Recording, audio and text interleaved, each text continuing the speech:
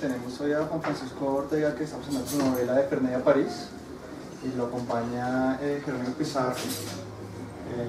Juan Francisco es profesor de Derecho de la Facultad de Derecho de la Universidad de los Andes, y Jerónimo, profesor del Departamento de Literatura y Humanidades de la universidad. Entonces les dejo en manos de Jerónimo para guiar la discusión. Bueno, perfecto. Hola a todos. Tenemos este libro relativamente corto, una especie de novela documental hecha por un colega y amigo de la universidad, Juan Francisco Ortega, con quien ya hemos trabajado mucho en propiedad intelectual, en el tema de edición. Siempre que yo he buscado una persona en derecho hasta ahora para darle continuidad a la propiedad intelectual, a los temas de edición, lo he hecho con Juan Francisco. Tenemos proyectos que van a continuar en edición, y incluso este libro me hizo pensar en temas de edición, de propiedad, y creo que también es un libro que se podría leer desde ahí. Yo tengo muchos alumnos constantemente de derecho en las clases de literatura. Creo que muchos abogados quisieron estudiar literatura o tienen un alma de literatos de alguna forma. Y este es un libro que Juan Francisco guardó y tuvo con él durante muchos años. Creo que fueron varias las versiones, y finalmente ya instalado en Colombia, pudiendo revisarlo, creo que por tercera vez finalmente lo propuso al departamento de literatura, y me alegra mucho que esto haga parte de una colección de libros que está publicando literatura en esta colección desde hace un tiempo, cada vez más con una línea editorial más clara. Y es un libro que yo creo que es una de las virtudes, lo puede leer cualquier estudiante de la universidad de cualquier carrera. Lo publica literatura, se publica como novela, tiene todo el valor literario de una obra importante, y además se lee fácil y informa y va dirigido a cualquier estudiante de literatura.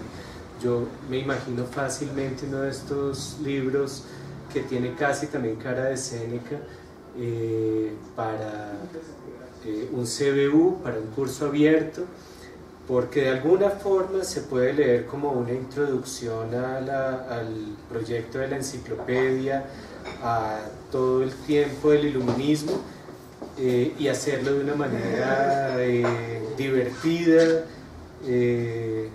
suelta. Entonces yo tengo varias preguntas, y las vamos abriendo. Me alegra mucho tener esta oportunidad, porque es como haber leído el libro a fondo y tener aquí al autor, abusar de tener al autor y poder hacer las preguntas directamente. Hay un libro de Diderot que comienza, que abre con una ironía muy conocida: joven, toma y lee. Si puedes llegar hasta el final de esta obra, no te costará comprender otra mejor. Como me he propuesto no tanto instruirte como ejercitarte, poco me importa que admitas mis ideas o que las rechaces, con tal de que ocupen toda tu atención. Alguien más capacitado te enseñará a conocer las fuerzas de la naturaleza. Me bastará con haber puesto las tuyas a prueba. Adiós. Y comienza con esa corta dedicatoria. Dice que está dedicado a un joven o a los jóvenes, y que me he propuesto no tanto instruirte, sino más bien ejercitarte. Y en algún momento dice Juan Francisco Ortega al principio que el fin último de esta obra sería... ¿Cuál es el fin último de esta obra?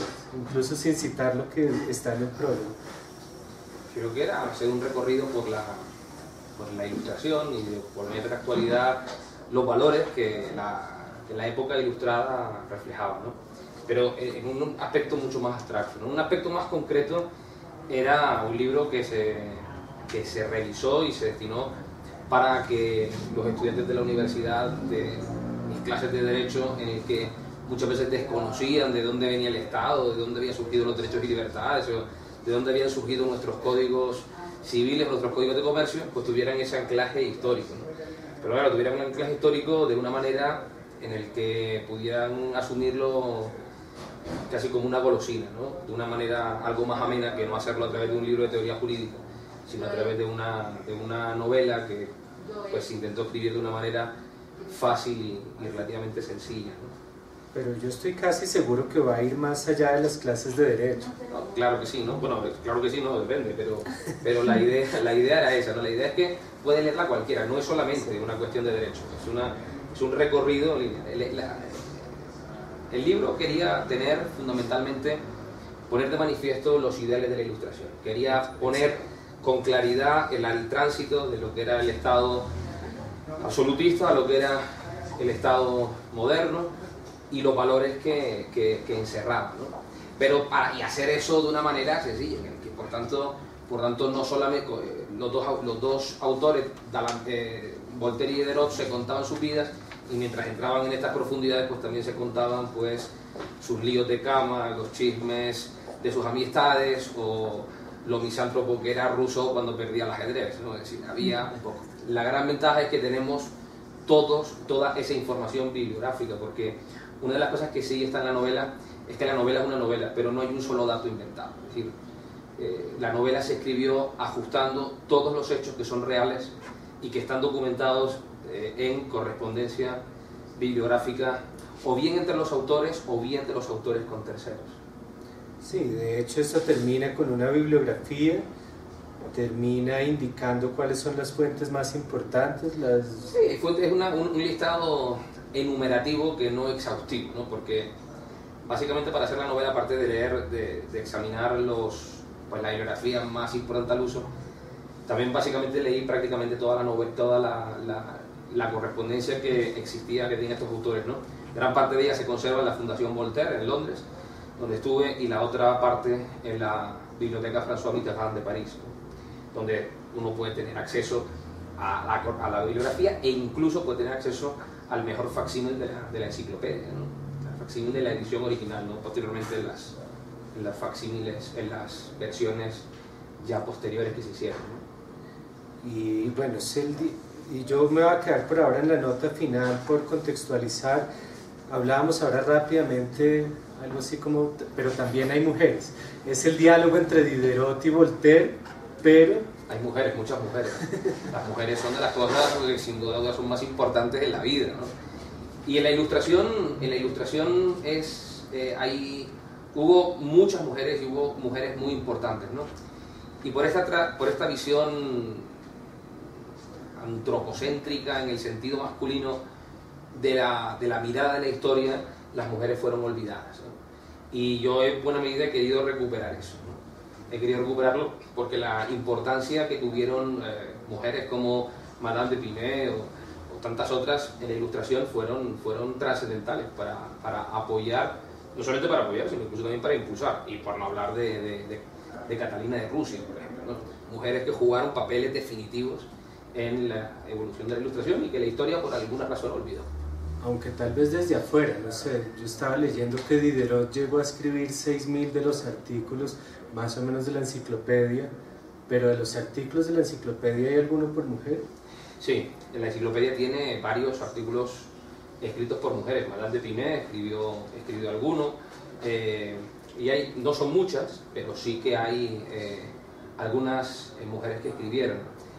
Pero claro, la situación no era fácil, es decir, escribir, sobre todo a nivel de edición, y de no tener problemas con la censura cuando escribían mujeres, todavía era un problema, ¿no?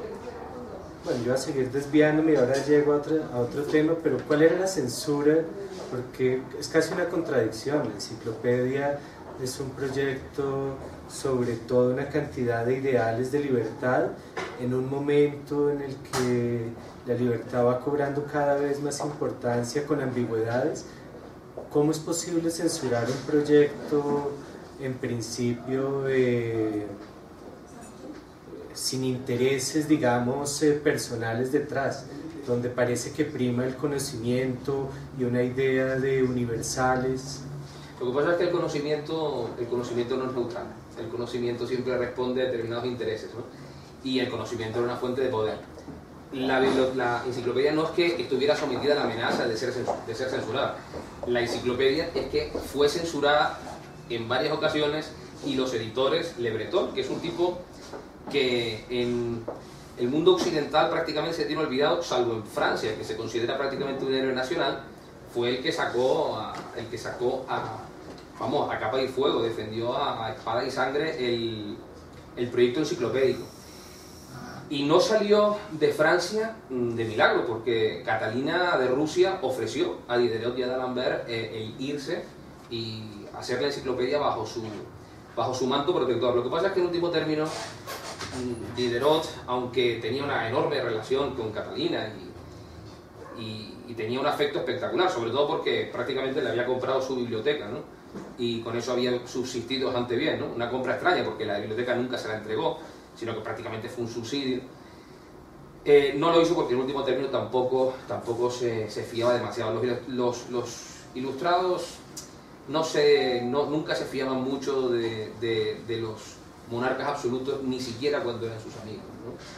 Hay una historia muy bonita, ¿no? de Voltaire cuando está bajo el protectorado de Federico II, que él le dice, pero no te vayas, ¿no? Y él le escribe a D'Alembert en una de las cartas y le dice, me acabo de ir de Prusia jurando que regresaré y con la firme convicción de que no pisaré jamás este reino, ¿no? Es decir, la situación era esa, ¿no? Entonces y para los monarcas absolutos, para el rey de Francia, era una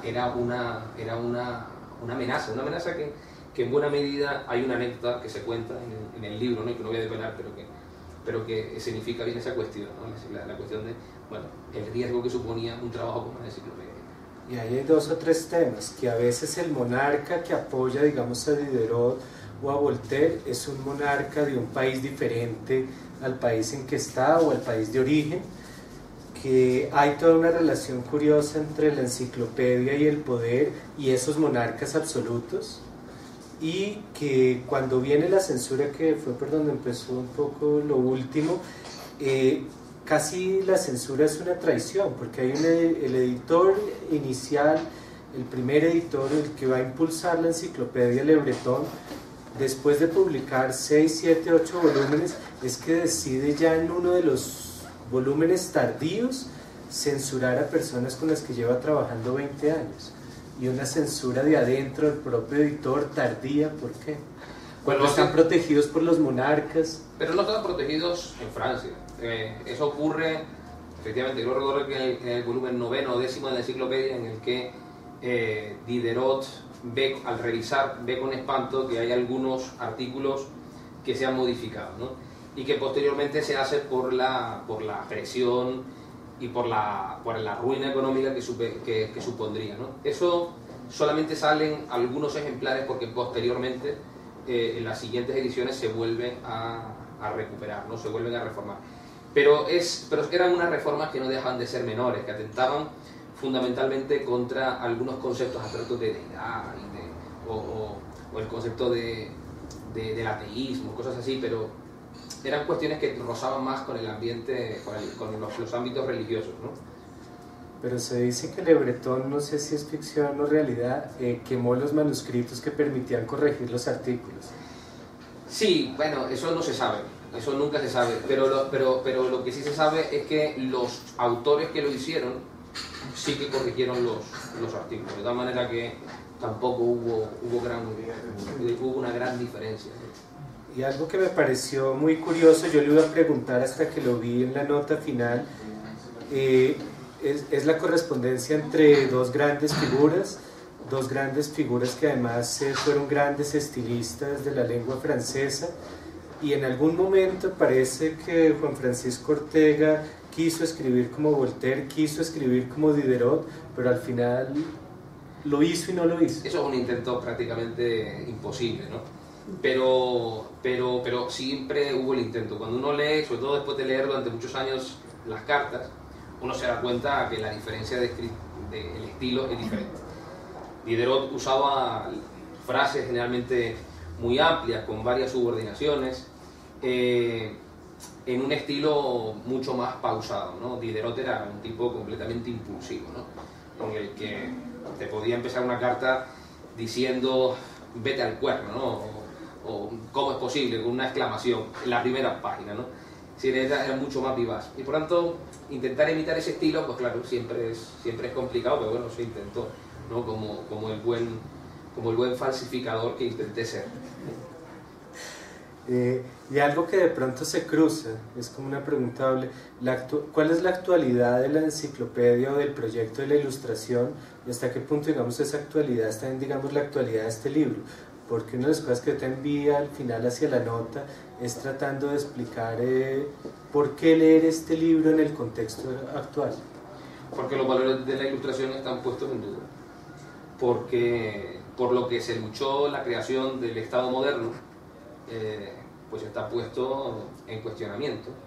Vemos cómo se produce el auge de los fundamentalismos islámicos, de los fundamentalismos religiosos en general. Vemos cómo no se ha conseguido la igualdad por la que se luchó en la Revolución Francesa, que yo siempre digo que fue en realidad la única revolución que existió, porque fue la revolución que cambió el mundo. Y porque ese concepto de aglutinar todo el saber es un concepto que directamente nos superó. Hoy en día crear la enciclopedia sería imposible porque la multiplicación del saber ha sido absolutamente devastadora, ¿no? Siempre me gusta repetir este ejemplo, ¿no? Que es el hecho de que la enciclopedia fue posible porque el conocimiento era asumible por un grupo de personas. Todo el conocimiento era asumible por un grupo de personas. Hoy en día eso no parece viable. Cuando uno mira las estadísticas de la gente que estudia historia de la ciencia o metodología científica, uno te dicen cosas como que el 89% de los científicos que han existido en la historia de la humanidad están vivos. De tal manera que, claro, la generación de conocimiento es salvaje. Y no lo tenía aquí escrito, pero me quedé pensando, ¿hay algo de la enciclopedia en Wikipedia o...? En Wikipedia, sí, yo creo que en Wikipedia hay algo, ¿no? Hay algo de la enciclopedia, pero con menor rigor, ¿no? Sin lugar a dudas, con menor rigor. Y lo que no hay es la capacidad de control. Si algo caracterizó la enciclopedia fue el control exhaustivo por parte de Diderot, ¿no? Que dedicó su vida a eso. Fue una especie de actividad monacal, ¿no? Hoy en día el mundo es otro, la situación es otra, ¿no? Y esta actitud colaborativa que algo tenían también los filósofos pues hoy ya no existe, ¿no? Pero una cuestión que hablando de esto, porque me preguntabas a continuar, porque me preguntabas con anterioridad sobre los valores de la ilustración y el cambio del Estado, ellos en realidad no eran conscientes de lo que estaban haciendo. Es decir, cuando Voltaire y Diderot decían, bueno, la monarquía, y decían el régimen absolutista y la libertad y la igualdad y la fraternidad, ellos decían eso, pero ellos no esperaban que se montara la que se montó y que el rey terminara con la cabeza en la guillotina. Era algo que ellos no podían ni siquiera imaginar. Fue algo que sucedió, ellos pusieron las bases y posteriormente ocurrió. Y de ahí todo lo demás, ¿no? hasta llegar a nuestros días. Y decías ahora, ¿cómo es que dijiste que habías como fraguado un poco los estilos, bueno, o que habías tratado de hacer esa especie de plagio? Porque otra de las historias que imagino que tienen un trasfondo real tiene que ver con la idea de plagio. En algún momento a Diderot lo acusan de plagio por El hijo natural. Él trata de explicar que eso tiene préstamos no solo de Goldoni sino de Molière, que él no plagió sino que mejoró una obra que ya conocía con ayuda de Grimm. Y ahí, digamos, está el plano jurídico, la cuestión del autor, la cuestión de la enciclopedia. ¿Quién es el autor de una enciclopedia realmente? ¿Dónde se puede hablar o no de plagio? Bueno, hoy en día el caso de Diderot no se produciría. Hoy en día el ámbito está superado, pero como dijo ya que el destripador, vamos por partes, ¿no? Hay una primera situación en la que es, bueno, hoy en día la enciclopedia, ¿qué sería? Hoy en día jurídicamente sería una obra en colaboración, sería una obra en colaboración. Jurídicamente no tiene ningún problema. En el ámbito de la originalidad, esta situación que a Diderot se le planteó era fundamentalmente porque el concepto de originalidad que hoy mantenemos en el ámbito del derecho de autor entonces no estaba desarrollado. Es más, el derecho de autor ni siquiera existía todavía, pero surge poquito después, ¿no? Surge el famoso Convenio de Berna en 1886, que surge y bueno, se establece la protección. Y hoy en día tenemos el principio de la originalidad, de que es original todo aquello que no es una burda copia, ¿no? Por eso siempre a los alumnos les digo muchas veces que esa es la razón por la que algunas canciones de Britney Spears están protegidas a pesar de que las de Cristina Aguilera sean iguales, ¿no? Son muy parecidas, ¿no? Pero no son exactamente iguales. Por tanto, todo aquello que no es una burda copia es original. O por ejemplo el caso de los girasoles de Monet, cuando Monet, que crea el impresionismo, el padre del impresionismo, crea el cuadro, pues en aquel tiempo pintar girasoles era una vulgaridad, era una cosa que no se tenía ni floreros, esa cosa se tenía como una cosa de poca calidad, y sin embargo lo pone de moda para posteriormente, 10 años después, Van Gogh pintar su cuadro de El vaso de los 15 girasoles, que es conocido popularmente como los girasoles, ¿no? Y que son cuadros que uno los ve juntos y dice, bueno, son muy parecidos, ¿no? Son parecidos pero no los mismos. ¿Por qué? Porque el carácter subjetivo que el autor impone sobre la obra es diferente. Mientras que Monet, aunque los dos cuadros son parecidos, mientras que Monet simplemente reflejaba una serie de girasoles, Van Gogh establecía prácticamente los mismos girasoles, pero los 15 girasoles manifiestan cada una de las etapas de la vida de un girasol. Por eso todos los girasoles son diferentes y por tanto esa apreciación subjetiva es diferente. Y en el caso de las láminas, que yo creo que fue una de las grandes novedades de la enciclopedia, ¿cómo se vería eso también desde los derechos de autor? Hoy en día serían los titulares de los dibujos, tendrían unos derechos sobre una obra pictórica. Una obra pictórica que serían los dibujos, todas las ilustraciones de todas las maquinarias, flora, fauna que se veía reflejada. ¿Y cómo hicieron para integrar esas láminas con toda la parte de los textos? Pues la hicieron con una gran dosis de paciencia en las imprentas, ¿no? Las imprentas. En el Museo Nacional de Francia todavía se conservan imprentas antiguas en las que imprimirlas era relativamente complejo, porque hacer la lámina original, en el que si uno se equivocaba tenía que empezar de cero y era un coste inmenso, pues era un acto de paciencia inmenso, ¿no? Igual que escribir los propios textos, no solo las láminas, los textos había que poner lo que llamaban el cálamo y el cranc, que era cada una de las letras para montar el texto, imprimirlos en tinta, ¿no? Y hacerlo, cosa que era una labor realmente ardua, ¿no? Ardua y costosa. Claro, que también es verdad que que eso fue posible, la enciclopedia fue posible por la imprenta, ¿no? La imprenta ya se había desarrollado y bueno, y los costes de producción ya eran infinitamente menores.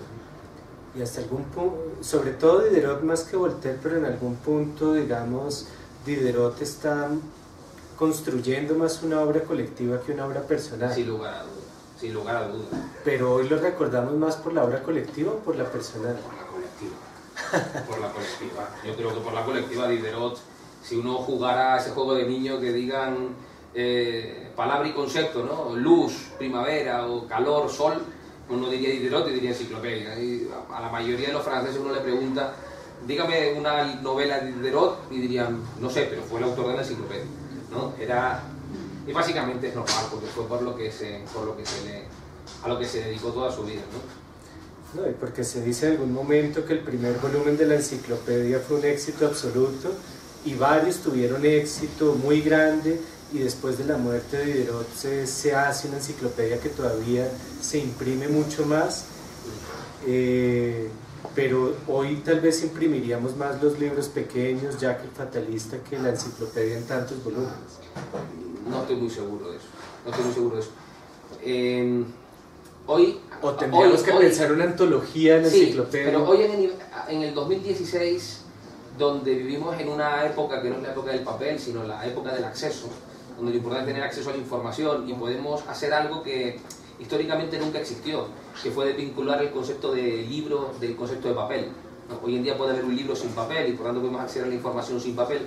Hoy en día posiblemente no se imprimiera en papel y se haría una antología, pero seguramente la enciclopedia, bueno, de hecho se sigue haciendo, ¿no? En enciclopedias tendríamos todo el acceso online, y eso aún así dicho con reservas, porque yo recuerdo de niño en mi casa cómo mis padres compraban la enciclopedia y cómo se llegaban las actualizaciones de la enciclopedia anualmente, hasta que, no sé, hasta qué momento dejó eso de suceder, pero era algo que sucedió, de que yo tengo memoria histórica, ¿no? ¿Y la enciclopedia como una fuente para después hacer literatura? Pues no sé si pues para hacer literatura prácticamente todo es posible, ¿no? Todo es posible, pero la enciclopedia como fuente de conocimiento, sí, del que se generara una obra literaria, pues posiblemente. Sí, yo no sé, seguramente ya se ha estudiado, pero hasta qué punto, digamos, escribir esos 6.000 artículos de la enciclopedia estimuló o no estimuló a Diderot a escribir algunas obras. No lo sé, yo creo que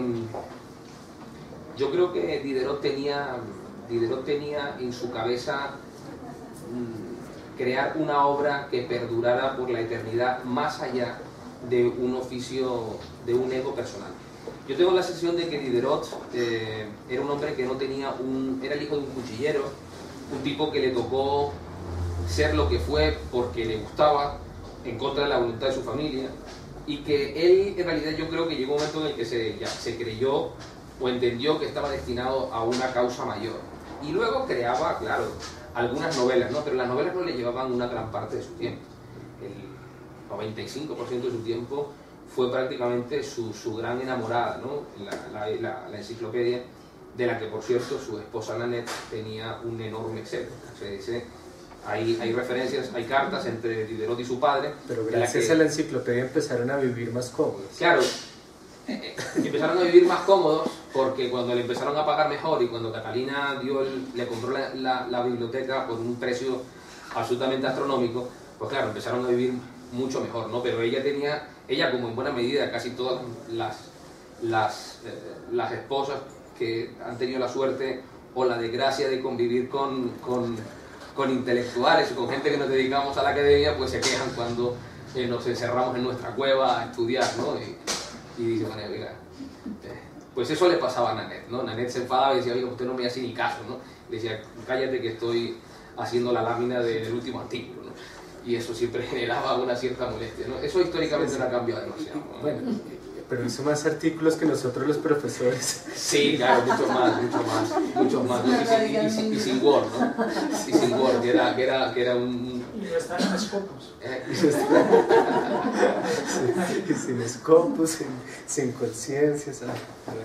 Y la enciclopedia, el otro interesante, yo creo, Voltaire menos. Diderot sí hace un viaje loco a Rusia, pero en general Diderot es muy sedentario y se podría ver la enciclopedia como una forma de viajar. Dice en algún momento, leo del libro, viajar, buen Voltaire, no es una de mis actividades favoritas y solo lo hago cuando la necesidad me lo ordena. Para mí el mundo es como una casa y París su salón. Me parece una estupidez bajar al sótano o vivir en el desván si no es por un motivo razonable. Sin embargo, en los 2 últimos años mi vida había cambiado sustancialmente. Bueno, y ahí habla la enciclopedia o lo que hace el enciclopedista, ¿sí puede ser visto como viaje? Sí, hubo gente a la que le fascinaba, a D'Alembert le gustaba, ¿no? D'Alembert yo me sentía en ese sentido más identificado, ¿no? Con D'Alembert, a mí hoy sería eso que se llama el turismo académico, ¿no? Sí. Yo que esto es una cosa que practico con asiduidad, pues en fin, es algo que se vería reflejado hoy, ¿no?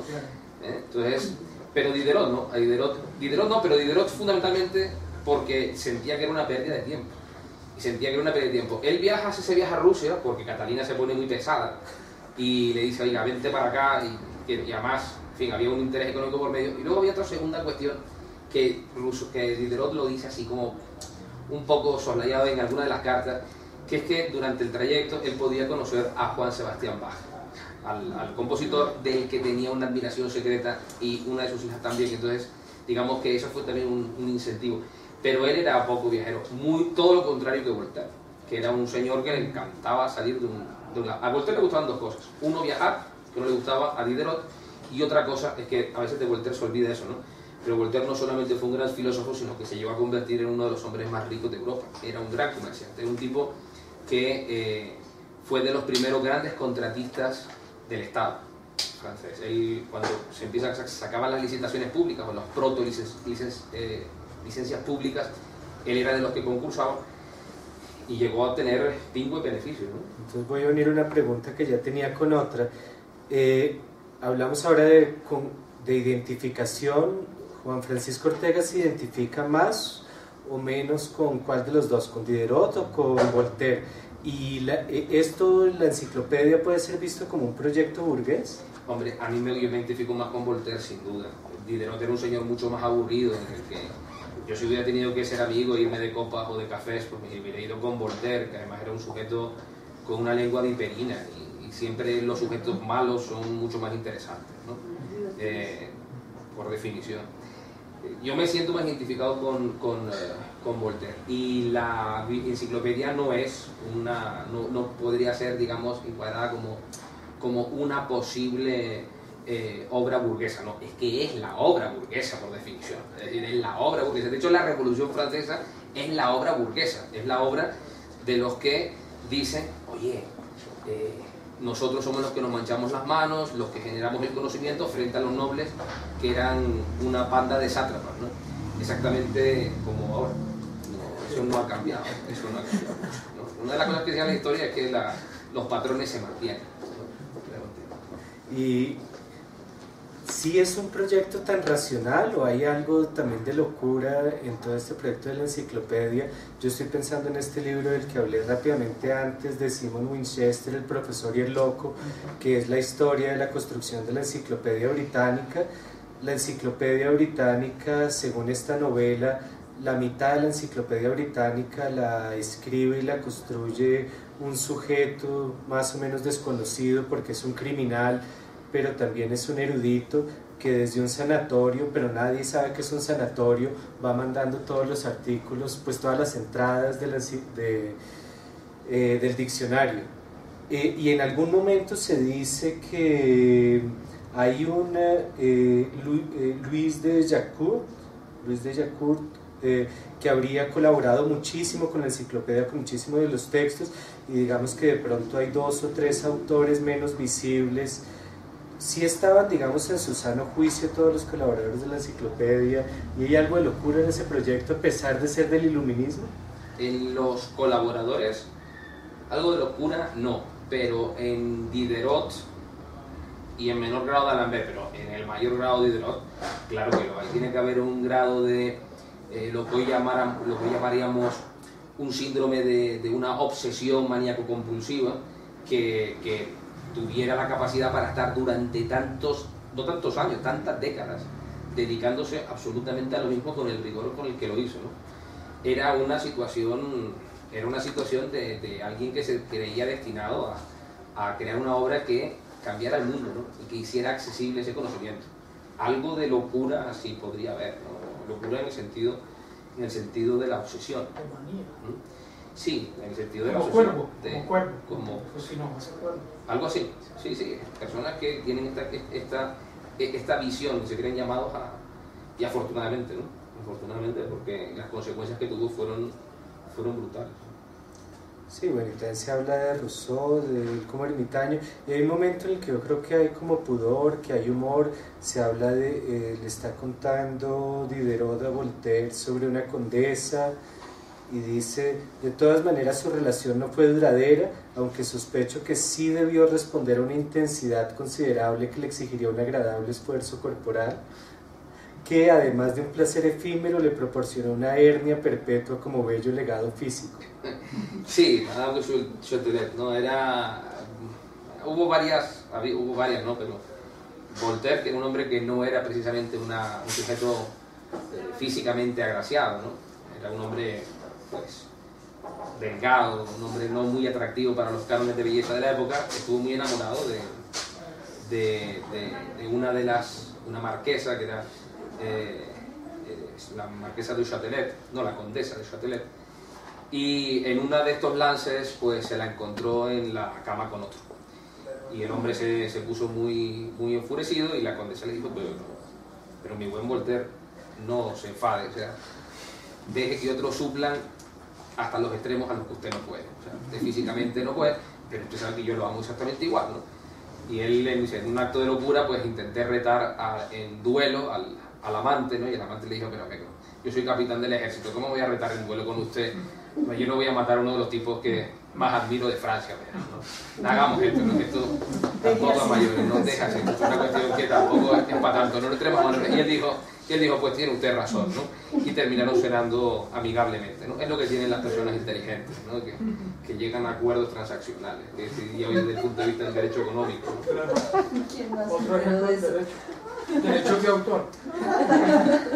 Y ya que hay esa identificación con Voltaire, que está el derecho, hay 2 o 3 momentos en los que se habla de derecho en el libro y de las leyes, y yo no sé hasta qué punto estoy leyendo sobre Voltaire o sobre el autor de este libro, cómo detestaba aquel oficio, quería hacer 1001 cosas menos formarme en leyes, ese oficio que también es el vuestro y que ejercéis en ocasiones con suma maestría, jamás ha despertado el menor de mis intereses ni la más nimia de mis inclinaciones.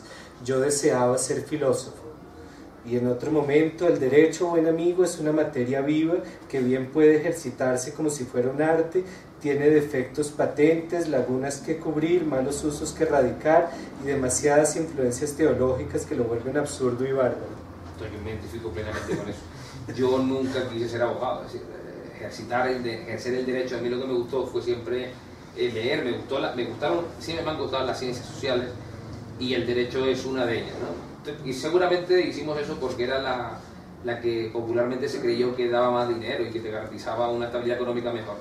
Pero en realidad, pues, siempre me gustaron las demás. Y sin compararme con Voltaire, yo también lo hago únicamente en circunstancias excepcionales, ¿no? Aquí en Colombia, cuando hemos tenido que participar en la defensa de las minorías homosexuales, de las minorías raciales, etc., ¿no? Pero solamente cuando hay temas que apasionan. Y en el caso de Voltaire ocurrió algo parecido.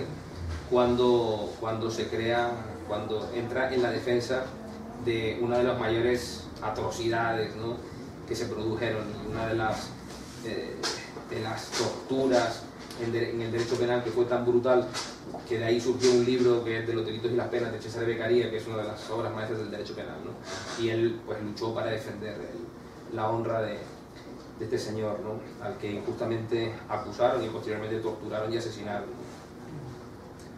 Porque el libro también de alguna forma tiene, digamos, un tratado de tolerancia, siendo que uno de los 12 autores, justamente uno de los últimos libros que escribió sobre la tolerancia, y tiene todo el concepto muy importante de tolerancia religiosa que instaura Voltaire. La tolerancia es uno de los grandes valores que se perdieron, de los que se hablan pero que se perdieron. Voltaire escribe su tratado de la tolerancia y la primera frase que dice es: debemos ser tolerantes con todos menos con los intolerantes, ¿no? Algo que muchas veces se olvida, ¿no? Con los intolerantes, con los que se salen de las reglas de juego, frente a los que no permiten la diversidad, pues contra esos no puede haber tolerancia, porque entonces al final se termina el propio sistema quiebra, ¿no? Pero la tolerancia, y sobre todo la tolerancia religiosa. ¿Y quiénes eran los bárbaros para Voltaire y Diderot, y quiénes serían los bárbaros hoy? Pues son los mismos, ¿no? Hoy son los mismos. Los bárbaros son los mismos, los bárbaros no han cambiado. Porque en el libro se dice un poco que es la Inquisición. Sí, la Inquisición, siguen siendo hoy los mismos, no han cambiado. El mundo adopta ropajes nuevos, se adoptan expresiones nuevas, pero siguen siendo los mismos. Los intransigentes, los que quieren poner una visión exclusiva de su visión de la sociedad, de su imposición religiosa, aquellos que quieren convertir lo que es el pecado en delito, los que quieren convertir lo que para ellos son conductas insanas en ilícitos civiles. Eso lo hemos visto, y en Colombia lo vemos a diario, ¿no? Lo vemos a diario. En los Andes, en la universidad, nosotros es bien conocido que hemos llevado la defensa de las minorías, en el que claramente hay una situación de intolerancia, practicados por los mismos que realizaban estos actos en el siglo XVIII. Hoy en día no pueden condenar a alguien, no pueden quemarlo, pero no es porque no quieran, es porque el modelo les cambió, y no pueden, porque si pudieran lo harían. Y ya como para ir abriendo después hacia preguntas, ¿sí es verdad de la historia de los restos de Voltaire? ¿Dónde está hoy Voltaire, a quien no dejan enterrar al principio? Los restos de Voltaire se dice que están enterrados en París, ¿no? Quiero recordar que hoy sí están enterrados en París, no se deja enterrar en suelo sagrado, porque él era prácticamente alguien lógicamente detestado por la Iglesia Católica, que manifestaba esa inquina, ¿no? La inquina con los muertos, ¿no? Y esto es una cosa que no es nueva, le pasó a Voltaire, pero siglos después ocurrió en la Guerra Civil Española, donde a los fusilados rojos se les enterraba en las cunetas. España, después de Camboya, es el segundo país con más enterrados en cunetas, y muchos de ellos enterrados en las puertas de los cementerios para que cuando entraran pudieran pisarlos, ¿no? Eso ocurrió del 36 al 39, y hoy en día, en el año 2016, la derecha española, en el apoyo de los mismos, se niegan a su desentierro y a enterrar esos cuerpos en un sitio digno, ¿no? Es decir, la lucha sigue siendo la misma. No, y pensando que el título es de Ferney a París, tras creo que 18 años en Ferney es que se mueve a París Voltaire, y como buscando la gloria en el último año con 83 años, y más o menos alcanza a vislumbrar la gloria con 83 años y muere. Sin embargo no lo entierran en París. Claro, pero él no era consciente. Él, digamos, Voltaire ya era un personaje casi de referencia, ¿no? Ya era un personaje casi mítico, y era mítico casi incluso por el nombre, por el apodo, porque su nombre, Jean-Marie Huet, ni siquiera se oía, sino que era el sobrenombre de Voltaire, que también era objeto de una gran discusión. Pero él en París recibe el gran éxito teatral con el que pocos días después fallece, ¿no? Pero este hombre, su vida fue una vida agitada, porque él se mueve a Ferny, que es un territorio en Suiza, entre otras cosas porque era una tierra de nadie, donde no había reyes absolutistas, ¿no? Donde podía escapar, podía moverse con cierta facilidad, y sobre todo era porque era un lugar donde podía desarrollar con libertad sus negocios, ¿no? Poca gente lo sabe, pero Voltaire fue el fundador de una de las que todavía hoy, una de las casas de relojes suizos que luego dieron lugar a una de las más famosas marcas de relojes suizos que hoy todavía están vigentes. Y yo creo que una última pregunta, de alguna forma esto es como un ajuste con la historia, tratando de acercar a dos personajes que no llegaron a cruzarse completamente, o digamos, ¿cuál es la historia real de la relación de ellos dos y cuál es la historia que trató de hacer la novela? La historia real fue una historia de una breve correspondencia, solamente a través en los artículos de la enciclopedia, y una serie de mensajes cruzados y de referencias de la vida de ambos a través de amigos comunes. Porque una de las cosas que sí tenía Voltaire era que Voltaire mantenía su propia corte. Era un hombre rico, y en Ferny mantenía su propia corte. Siempre lo visitaban amigos, lo visitaban ciudadanos comunes. Cuando él estuvo cuando fue exiliado a Inglaterra, en un periodo de pocos años, terminó siendo amigo de la intelectualidad, de la crema y la nata de aquella época, ¿no? Y se hizo muy amigo de un tipo como Jonathan Swift, ¿no? Y le encantaban los viajes de Gulliver, que él decía con sorna que mucha gente piensa que es un cuento para niños, cuando en realidad era una crítica sobre el poder, ¿no? Sobre cómo actúa el gobierno cuando es fuerte y cuando actúa el gobierno cuando es débil, ¿no? Esa paradoja, ¿no? Entonces él terminó relacionándose con todo ello, y de esos contactos los dos siempre estuvieron informados de qué hacía el otro, ¿no? Por esa realidad, cuando Voltaire está muriendo en París, que le da el último achuchón, que en realidad nadie se lo creía, porque él estaba muriéndose desde que nació, él era un enfermo crónico. Entonces, se estaba muriendo, pero bueno, en fin, se había muerto tantas veces que nadie se lo creía mucho. Pero en aquel momento fue la verdad, porque siempre llega la que toca, ¿no? Pero coincidieron en París, y él fue a verlo, y de las pocas personas que su secretario Barnier cuenta que permitió el acceso a que llegaran fue Diderot, ¿no? Que para Diderot era algo más joven que él, pero bueno, algo más joven, que también era un señor ya muy mayor, ¿no? Y era de las pocas personas que recibe, y fue un momento, dicen que fue un momento muy, muy, muy agradable, ¿no? Para él fue un momento muy reconfortante, que es el momento con el que casi termina el libro, ¿no?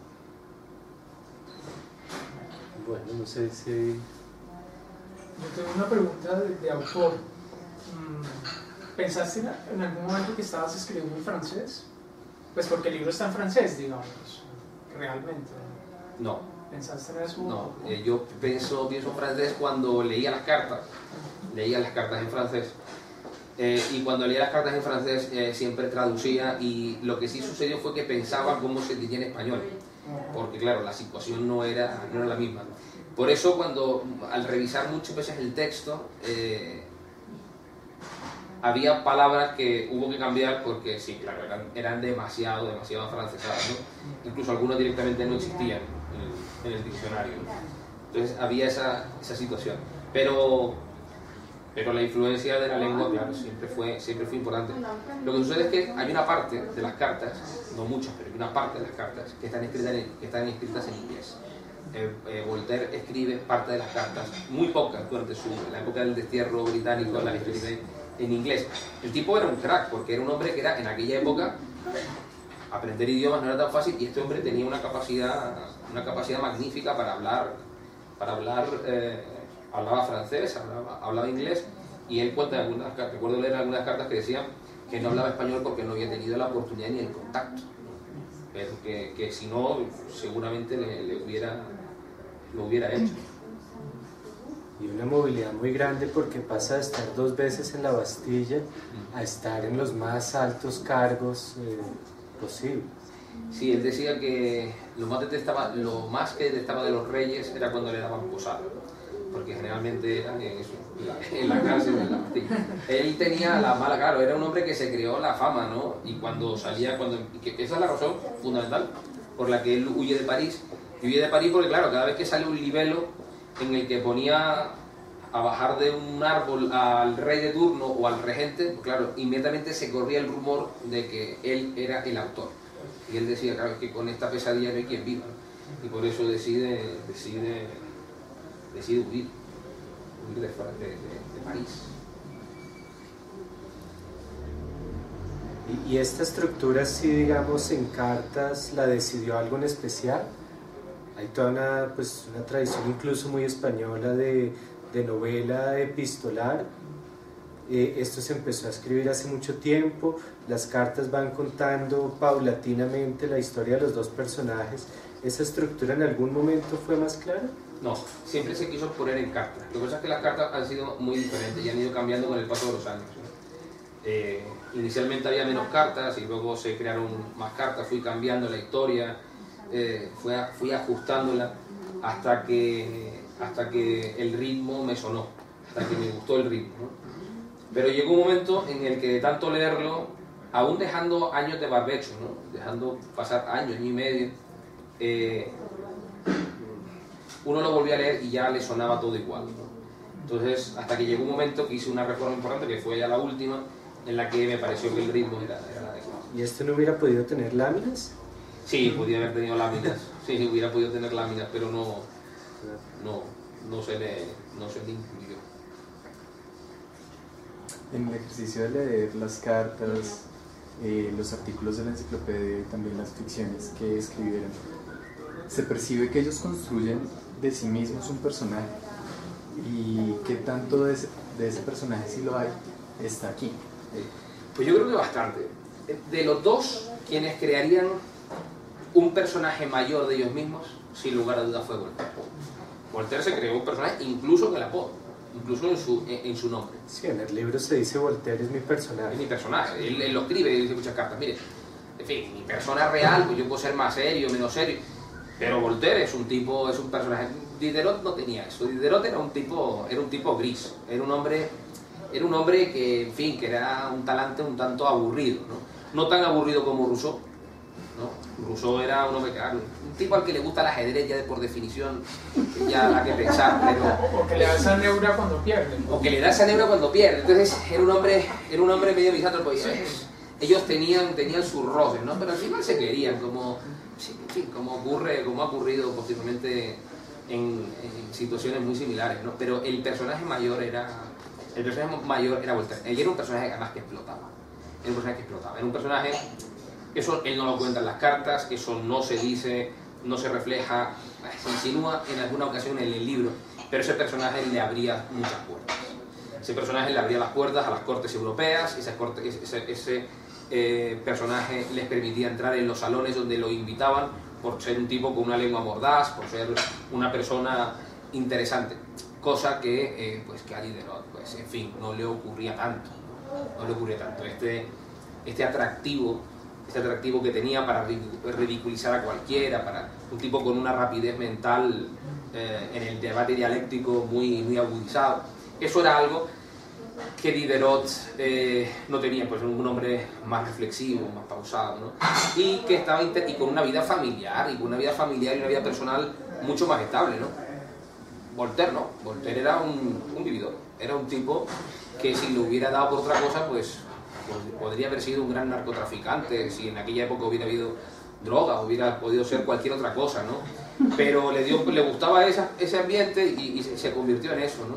Pero sin lugar a dudas fue un personaje relevante de la historia, que a la vez que le abría las puertas de los salones, le abría las puertas de las cortes europeas, le abría, por supuesto, las puertas de las alcobas de algunas damas de buen ver, cosa que tampoco está mal. Claro, a Diderot eso no le ocurría. Y sin embargo, esa misma pues, prurito de Voltaire le cerraba las puertas de las academias. Y solamente casi al final de su vida es cuando pues, lo reconocen como un académico honorífico, ¿no? ¿Por qué? Porque se decía, este tipo no es un tipo serio, ¿no? Y ese es uno de los elementos también que transpira la figura del personaje, ¿no? La seriedad reñida con el humor, ¿no? La seriedad. Cuando pensamos en la figura del intelectual, pensamos en la figura del señor serio, ¿no? De una especie de Carlos Marx, ¿no? Un intelectual serio, poco dado a la broma. Voltaire es todo lo contrario, ¿no? Es un intelectual en el que demostró que el humor era una forma de inteligencia y también una forma de construcción estética. Algo que posiblemente fue el mejor ejemplo de lo que ¿Y D'Alembert queda olvidado? D'Alembert ¿O ha podido entrar? Porque él tal vez más parecido a Voltaire. No, D'Alembert era un señor al que tenía un carácter un tanto impulsivo, y a D'Alembert su vida personal lo moduló mucho, ¿no? D'Alembert, que era un señor centrado en la física, en la química, y se enamoró de una señorita con la que fue feliz. Y bueno, esto de la enciclopedia le parecía que estaba bien, pero que estaba mejor estar con su señora, que era mucho más agradable y que la vida eran 2 minutos, ¿no? Eso unido al hecho de que tenía una cierta tirria, una cierta fricción con Rousseau, con Diderot y con prácticamente toda la camarilla que había, ¿no? Los hermanos, el señor d'Holbach, que era uno de esos personajes que están en la trastienda de la Ilustración, pero que apoyaba mucho a toda esta gente. Era un noble que tenía, era un comerciante de que tenía posibles, ¿no? Que tenía económicamente acomodado. D'Alembert se quedó un poco rezagado. ¿Por qué? Porque él manifestaba continuamente la superioridad de la física, la química y la matemática sobre todas las demás ciencias. Y esto a los filósofos esto lo detestaban, lo detestaban. Y eso generó una cierta rencilla que, unido a la situación personal, hizo que D'Alembert, pues en fin, que la enciclopedia sí, y a veces echaba una mano, pero el peso total era casi total era de ¿Y cuál era el filósofo, digamos, en todo ese grupo? En un momento en el que la teología va dejándole lugar a la filosofía. Bueno, todos, prácticamente todos, casi todos los que, de hecho, ellos se denominaban les filósofos, ¿no? Los filósofos, de que todos, se trataban en las cartas de mi querido filósofo, ¿no? Todos eran amantes de la filosofía, porque la filosofía no era un concepto sectorial, sino que era un concepto global. El concepto de, en aquella época se descubre, por ejemplo, algo también se refleja en el libro y dice, oiga, increíble esto, ¿no? Que los hermanos Argot hayan descubierto que en la orina haya un líquido jabonoso, ¿no? Jabonoso, al que han llamado urea, ¿no? Y que va a tener algunas propiedades, ¿no? Los filósofos que han descubierto, bueno, hoy en día serían químicos, ¿no? Sin embargo, la filosofía era todo, era la ciencia del pensamiento, pero la realidad es que hoy la mayoría de ellos se dedicaban a lo que eran hoy las ciencias sociales. De hecho, la Ilustración fue un periodo donde se desarrollaron todas las ciencias, pero las ciencias de la vida, las ciencias médicas, se desarrollaron fundamentalmente a partir del siglo XIX y ya en el siglo XX. Las otras ciencias fueron las ciencias sociales, ¿no? Fueron las que se desarrollaron fundamentalmente en el XVIII. Y lo otro interesante es que la enciclopedia casi que parte a la corte en dos. Total.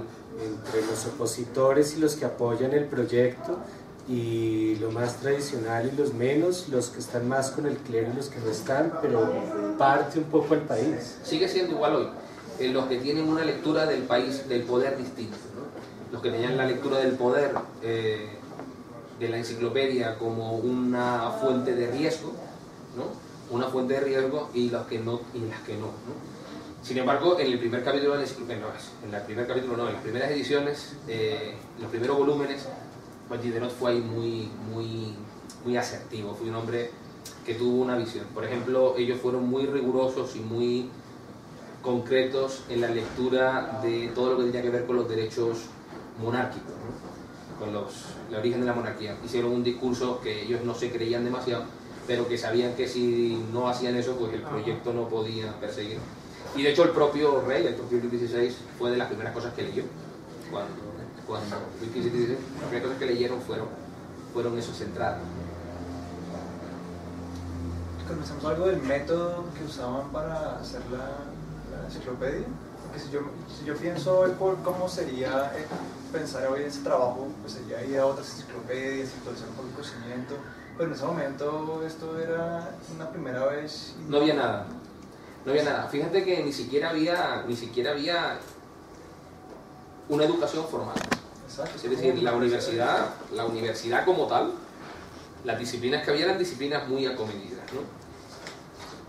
De tal manera que lo que Diderot y de D'Alembert al principio, y eso es algo que sí existe en las cartas que Diderot escribe a D'Alembert y D'Alembert a Diderot, es establecer una guía de personas que sepan cómo demonios se hace eso, cómo se hacen las entradas. Y hay un ejemplo en el que una de las entradas, por ejemplo, en las que se describe cómo se fabrica el carmín con el que se maquillan las señoras.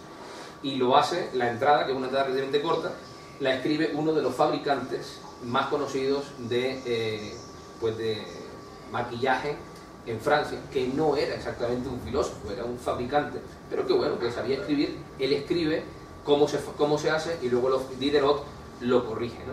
Entonces ellos van buscando un poco cómo demonios hacer eso, ¿no? Igual ocurre cuando está la entrada de la pólvora o cuando está la entrada de la fabricación de las medias de seda, que dicen que era una de las cosas que a la reina de Francia más le interesaba, cómo se fabricaban las medias que usaban, las medias suaves que usaban las señoras de la alta sociedad, ¿no? Entonces ellas buscaban, Diderot y D'Alembert buscaban a las personas más interesantes y que conocían ese ámbito, porque no había como hoy que uno puede llamar al departamento de química orgánica, ¿no? Eso no es de la universidad X, ¿no? Eso no existía. Yo creo que ha sido tan sedentario él teniendo que tener contacto con tanta gente para poder recolectar todo este conocimiento. Porque el sistema postal de Francia era un tema que empezó a funcionar bien. En ese momento todavía no funcionaba tan bien, pero fue una de las cosas que ayudó, funcionaba mejor en Inglaterra que en Francia, pero digamos que había una forma de comunicar, había una forma de comunicar, y eran capaces de ese mundo que no era tan grande, porque en realidad el mundo de eso que hoy llamaríamos la intelectualidad, ¿no? Era un mundo pequeño, un mundo muy acotado. Entonces, digamos que saber quién era el otro, ¿no? Pues no era tan complejo. No era tan complejo, pero sin lugar a dudas fue un trabajo arduo.